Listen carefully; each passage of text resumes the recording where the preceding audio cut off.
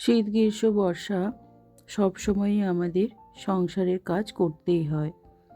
আমাদের কাজের কোনোই ছুটি নেই। সকাল সকাল তাই ঘুম থেকে উঠে লেগে পড়লাম সংসারে কাজ করতে। প্রথমেই বাসি বিছানাটাকে সুন্দর করে গুছিয়ে নিলাম। বেশ কয়েকদিন হলো বিছানাটা চেঞ্জ করা হয়নি, তাই আজ ভাবলাম বেডশিটটা একটু চেঞ্জ করে দিই। যেহেতু আমি সাদা রঙের বেডশিটই বেশি ব্যবহার করি, তাই সপ্তাহে অন্তত 1-2 বার কাচতেই হয়।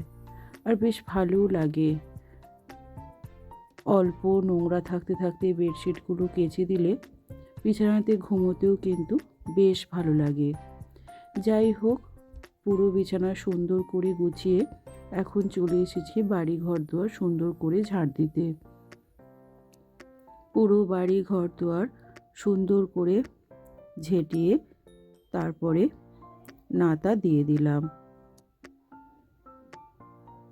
আজ যেহেতু সুন্দর রোদ উঠেছে, তাই অনেকগুলোই জামা কাপড় জাঁকিয়েছি, সেগুলোই এখন ধুয়ে মেলে দিচ্ছি। কাল প্রায় 500-র মতো ডাল ভিজিয়ে বড়ি দিয়েছিলাম, সেগুলো ছাদেই চাপা দেওয়া ছিল। একটা কাপড় দিয়ে কাপড়টাকে তুলে দিলাম। আজকে রোদে বড়িগুলো শুকনো হয়ে যাবে। এখন তোমাদের সাথে দেখা হচ্ছে রাত্রিবেলা।